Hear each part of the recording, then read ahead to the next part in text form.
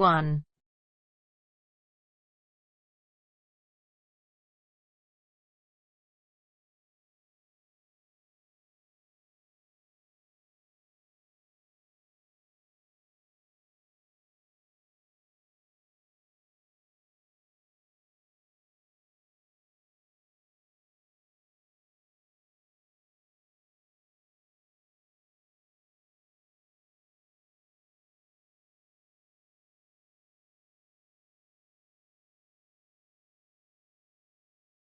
You will hear a number of different recordings, and you will have to answer questions on what you hear.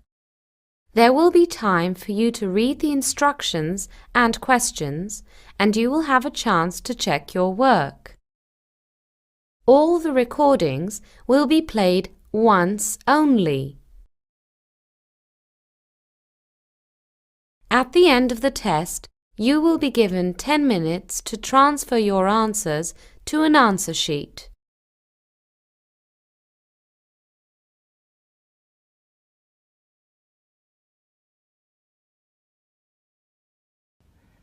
You will hear two dialogues.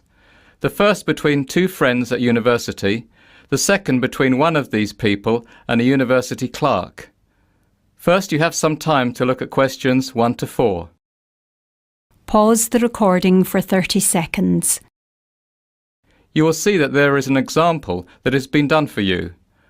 On this occasion only, the conversation relating to this will be played first. Hi, Julie. You look flustered. What's wrong? I left my car parked in the underground parking and now it's gone. Gone? What do you mean? Do you think it's been stolen? I think so. I'm just so flustered. It's such a big place and I'm not sure. I just can't remember where I left it or if someone took it. Was it locked? Well, I think I locked it. You know, I was thinking of my class at the time because I was running late, so I'm not 100% sure. The correct answer is A. Now we shall begin. You should answer the questions as you listen because you will not hear the recording a second time. Listen carefully and answer questions 1 to 4.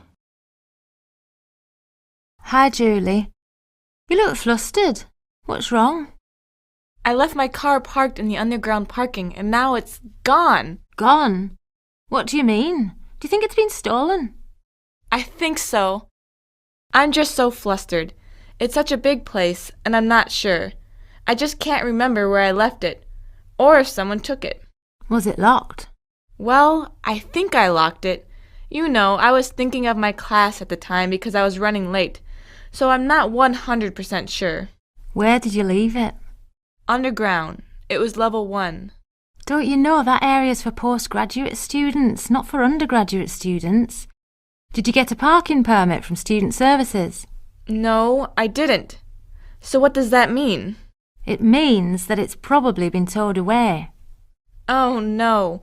It's the first time I've brought my car. I usually catch the train in. How long has it been parked for? Probably around 4 hours. Is there anything I can do? Yes. Go to the clerk at Student Services and ask what you have to do to get your car back. You'll probably have to get your car out of the compound and also pay a fine. I don't believe it. I know, it's ridiculous. But it's the only way the university can control how many people park on the grounds. There's just not enough parking to accommodate all the students. They could at least have clamped the wheel. Oh well, how do I get to Student Services? You go towards the science department, which is opposite the football field and next to the cafeteria. It's in the building in between. Okay, so it's in the building in between the science department and cafeteria, which is opposite the football field. That's right. Good luck. Before you hear the rest of the conversation, you have some time to look at questions 5 to 10. Pause the recording for 30 seconds. Now listen and answer questions 5 to 10. Good morning. Can I help you? Yes, I was told to come here because I seem to have lost my car. Oh, what do you mean? Well, It's the first time I've brought my car, and I didn't realize there were restrictions, and I think it might have been towed. I see. Are you a postgraduate student? No, undergraduate. Did you get a parking permit? No, I didn't know about the permit. Okay. We'll have to fill out a release form for the compound company where your car has been taken. I'll just need to get some details. Your name? Julie Karas. That's spelled K-A-R-A-S. Julie K-A-R-A-S. And your address? 15 Fremont Avenue. How do you spell Fremont? F-R-E-M-O-N-T. And the district is Hawksley. How do you spell that? H-A-W-K-E-S-L-E-Y. Faculty? I'm in political science. So that's the science faculty. Yes. What's the car registration number? It's KIE6. No, sorry, I always get that wrong. It's IKE614T. IKE614T. What make is the car? It's a Fiat Panda. Do you know the model? The model? Yes, what year was it made? Oh, 1998, I think, and it's white. Well, actually, it's cream. A cream 1988 Fiat Panda. No, 1998. 1998. What I'll do is give the car compound a call and see if they have it in their possession. Okay, so what should I do? Take a seat in the green room, I won't be long. That is the end of part 1. You now have half a minute to check your answers.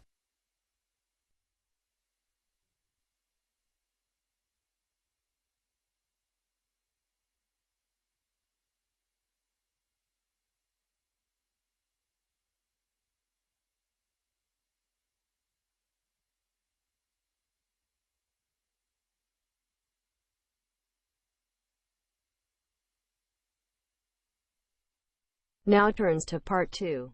Part 2.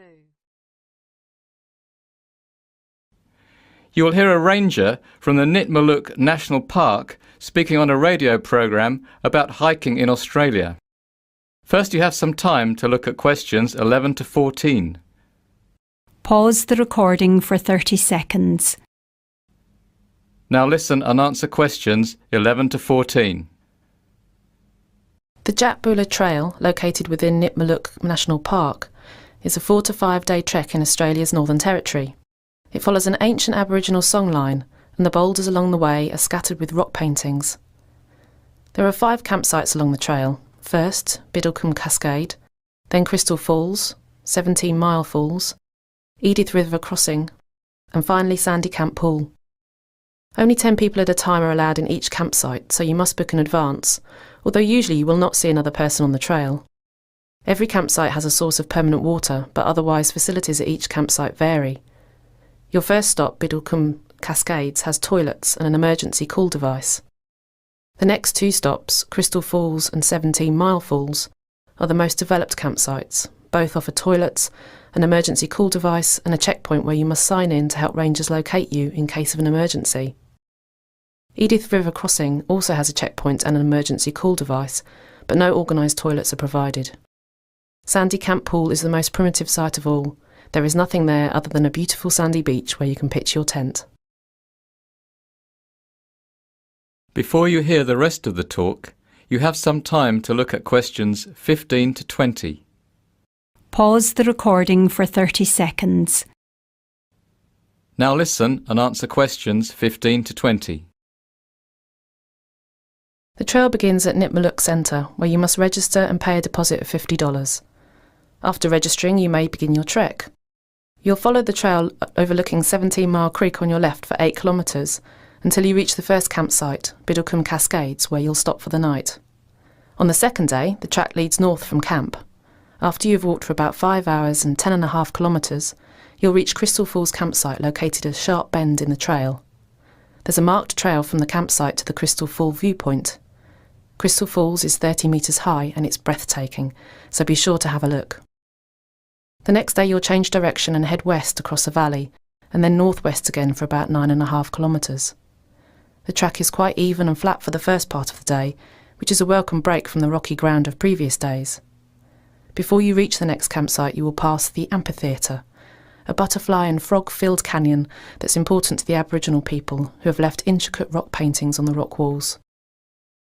A few kilometres further you'll come to 17 Mile Falls campsite, besides a series of rock pools and small cascades above 17 Mile Falls Creek.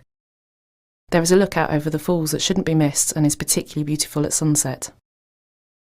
On day 4 you'll take your longest hike, 15.5 kilometres going to the west. You'll cross a boggy area as you approach the Edith River. If you're tired you may camp here where you first cross Edith River, or instead follow the river south, crossing it several more times before you reach the campsite at Sandy Camp Pool, where you can spend the last night of your adventure camping on a sandy beach beside a tranquil waterhole. Leaving Sandy Camp Pool, the track continues through woodland until you pass a checkpoint at Edith River South. From here the trail is lined with the river on the left-hand side and high rocks on the right. One last stop is a must at Sweetwater Pool.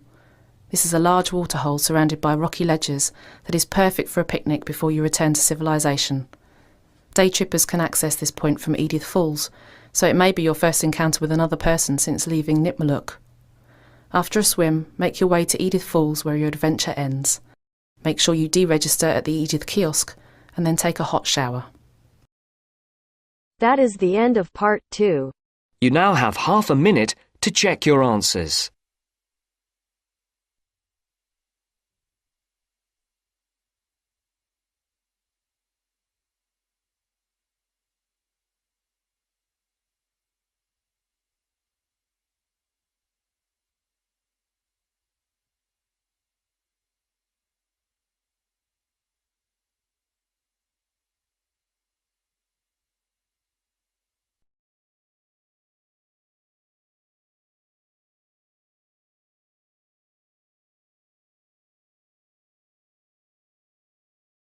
Now turns to part 3.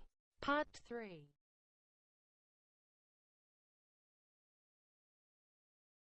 You will hear Laura, a laboratory technician, talking to Jamie and Denise, 2 students, about the procedure to get their final year chemistry projects approved. First you have some time to look at questions 21 to 25. Pause the recording for 30 seconds. Now listen and answer questions 21 to 25. Hi there, I'm Laura. I'm the laboratory technician for these chemistry labs, and Professor Mills has asked me to explain the procedure that you'll all have to go through to get your final year projects approved. Most of the procedure involves safety concerns, which we take very seriously. We don't want any uncontrolled explosions, no fires, and definitely no incidences with toxic gases. You mean like what happened in 2008 when the whole science block had to be evacuated? Yes, exactly. So you've heard about that already, Denise? Professor Mills told us about it on the first day of class. It was hilarious. Yeah, but I reckon some people must have gotten into a lot of trouble. To be honest, it was mortifyingly embarrassing for the chemistry department, because not only could no one identify what the toxic substance was, but also at the time of the incident no one was actually authorised to be carrying out experiments with any toxic substances whatsoever. Turned out a student had got a bit bored and had decided to do some spontaneous experimentation by mixing up some random powders that were lying around. This is actually incredibly foolish, because there are some extremely dangerous substances in the laboratory stores, and everyone was utterly shocked that someone of college age would do something so childish and irresponsible. And, in effect, this incident was the reason we developed the safety procedure that each of you must now go through before we let you loose in the laboratory to do your final year project. The procedure will force you to be really aware of safety issues, so just in case, at the moment, any of you think it would be a laugh to mix up some colourful substances or light things on fire for no reason, by the time you've worked your way through the procedure, you'll at least pause for a second thought. At least we would hope so. So, can I ask something? Yes, Jamie? So, we're basically being punished because some other student was irresponsible? Actually, the approval process isn't as bad as that. We can't really call it a punishment. It seems really very long and cumbersome at first, because you'll have to get a lot of different tasks stamped for approval by a lot of different staff members, and I'm sure most of them will have various concerns and suggestions. But my aim today is to break down the process and explain all the different steps to you so that it doesn't seem quite so bad. Before you hear the rest of the talk, you have some time to look at questions 26 to 30. Pause the recording for 30 seconds. Now listen and answer questions 26 to 30. All right, let's get started. As I said before, a number of different staff members will be giving you suggestions, and they may not always agree. So just to keep things clear, you should remember that the laboratory supervisor has the final say about whether or not an experiment may be done here in our laboratory. Your professor has the final say whether you can do a particular experiment for your project, provided it's approved by the laboratory, and I've got the final say on how it may be done. So, the first step is that you will fill out this safety assessment form. You will have to have a fairly clear idea of your experiment, because you'll need to list all the chemicals you'll be using, the quantities you'll be using for each one, and the nature of the reactions that you'll carry out. You'll also be required to provide a week-by-week schedule so that we can be sure that whatever substances you're working with won't prove to be incendiary if they get mixed up with whatever the person next to you on the bench is getting up to. Really, for most of you, this assessment form will be quite straightforward because you're simply not going to be working with anything very dangerous. But for some of you, particularly if you are working with any volatile substances, it could be a bit more complicated. You might have to justify the use of certain substances, or only be allowed to use them on particular days. Now then, after you've filled out your safety assessment form and given a copy to your professor, you will submit it to the laboratory supervisor and he'll review it. This could take a couple of weeks, so do it early. Don't leave it to the last minute. He's a busy man. The laboratory supervisor will eventually make a recommendation to your professor about whether the experiment can go ahead, requires modifications, or may not be done. Next, your professor will either approve the project or not. If your professor does not approve the project due to safety concerns, then you, the student, will be notified and you'll begin the process over again by submitting a new safety assessment form that takes into account those troublesome safety issues. Is everyone with me so far? I have a question. Yes, Jamie. So if we have to wait weeks for the laboratory supervisor to give his approval, and then we have to redo the form, we're going to be quite behind our classmates who got approval on their first go. That's a bit unfair, isn't it? I mean, some people are going to have an advantage of several weeks over other people. Well, you needn't really worry about getting behind at this stage. After all, you'll have 6 months to work on your final project. And you'll only get a 2-week block of laboratory time anyway, so there's time to wait for the laboratory supervisor, provided you get started promptly and don't leave it all to the last 2 months. Also, don't forget that this is only one step. There are plenty of other steps for other students to get hung up on further down the line. It will all balance out. But, Laura, what if our projects aren't approved? Then you'll come up with another one. Don't get too attached to your project in the beginning. Projects get turned down. Let's see, last year I think only 15 projects got approval on their first go. Out of how many? Out of about 45, I think. There are less of you this year, but still, be prepared to come up with an alternative project. There are plenty of people to help you if you need ideas, your professor, his RAs, even your fellow students. And don't forget that in the first months of your project, the library will be your second home, and the librarians will be your greatest friends. Laura, what's an RA? RA stands for Research Assistant, like Jess over there in the lab coat. Hi, Jess. Now, once your professor has approved your project, you will need to write up a set of experiment safety procedure guidelines. This will include all the practical steps you'll take to keep safe and exactly what you'll do if you have a spill or some such thing. How will we know all this? We've got no experience in the laboratory. Well, after your professor approves your project, he'll assign an RA to help you write the experimental safety procedure guidelines. You won't be on your own. Finally, once that's written, you'll give it to the laboratory technician, that's me, for approval. If I approve it, then you can begin your experiment. If there are problems, we'll sit down together and talk about it. Then you and your assigned RA will come up with a way of making your experiment completely safe to conduct. You'll redo the guidelines and give it to me again until it's approved. But the RAs know what they're doing, so I don't expect there will be too many problems. OK? Any questions?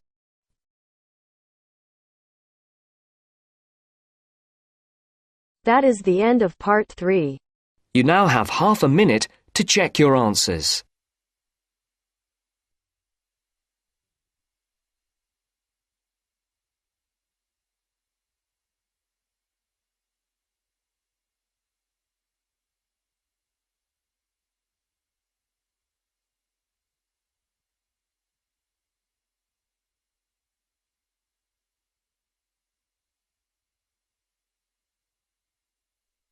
Now turns to Part 4. Part 4. You will hear part of a lecture about the different biomes that are present in Brazil, given as an introduction to a course about sustainable development in South America. First, you have some time to look at questions 31 to 40. Pause the recording for 1 minute. Now listen and answer questions 31 to 40. To begin our topic on sustainable development in South America, I would like to briefly acquaint you with the 6 biomes present in the country.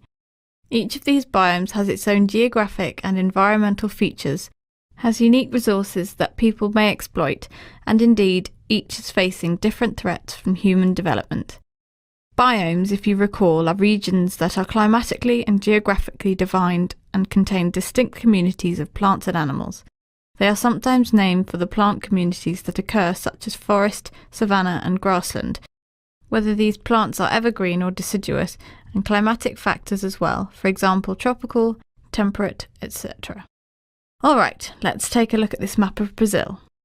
The largest biome in Brazil is the Amazonian rainforest biome, which you can see located in the north of the country.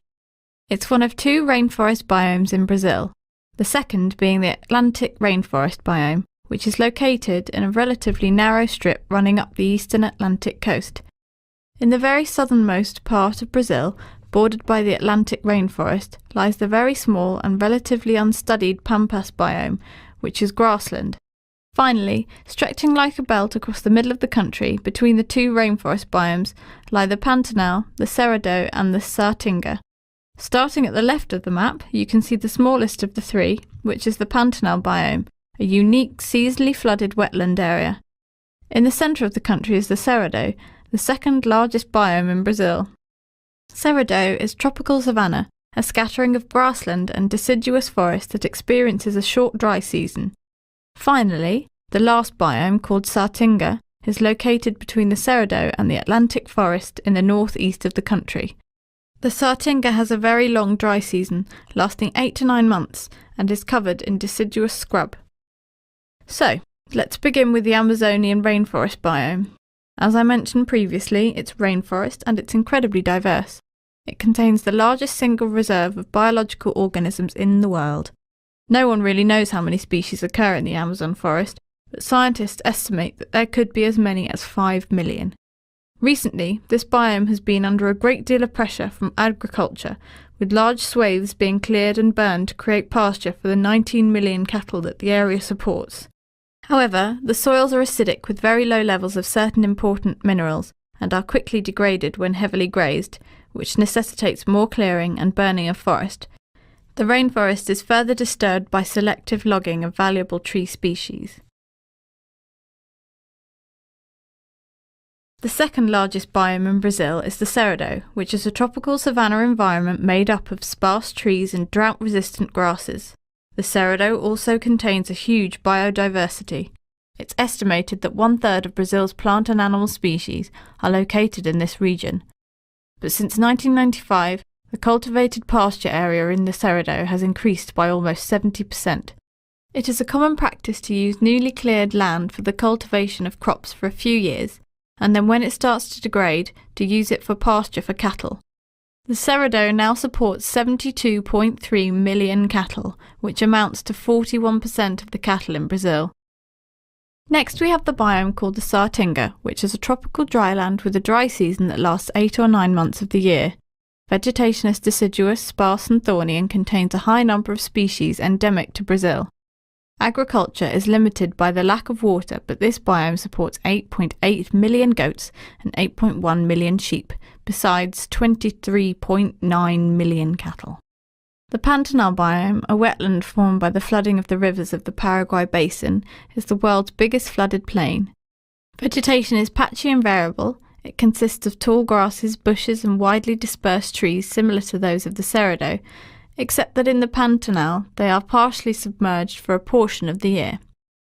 3 million cattle are raised in this biome. However, the available grazing area is limited by flooding, so large areas can sustain only low numbers of animals. UNESCO recognises it as a World Biosphere Reserve and also as a World Natural Heritage Site. Ecotourism is becoming important in this region, which diversifies the economic activity. The Atlantic rainforest is the most endangered biome in Brazil and also its most affluent region. It's the most important agricultural and industrial area of the country. It supports 36 million cattle and most of the country's dairy production takes place there. More than 70% of the Brazilian population, the largest Brazilian cities, and the production of about 80% of Brazil's gross domestic product are all located in what used to be the Atlantic rainforest. Today, as a result, less than 10% of the Atlantic forest is left. The biome is also beginning to be recognised as ecologically very important. In the state of Bahia, for example, international researchers have identified a world record of 458 tree species in a single hectare of Atlantic forest. That is even more diverse than the Amazon rainforest. At the moment, less than 2% of the remaining Atlantic forest is under protected status, and the scientific community is scrambling to secure what little undisturbed forest still remains. Finally, the Brazilian Pampas biome has a temperate climate. It's the only biome in Brazil that is not tropical. Grasslands scattered with shrubs and trees are the dominant vegetation. The shallow soil, originating from sedimentary rocks, often has an extremely sandy texture that makes it fragile and highly prone to water and wind erosion. The Pampas supports 26 million cattle and 6 million sheep, in mostly natural, unmodified pastures. However, this biome is being threatened with rapid conversion to the agriculture of cash crops. Alright, so next week we will go into more detail about the economic policies of the Brazilian government in relation to the development of each of these biomes. That is the end of part 4. You now have half a minute to check your answers.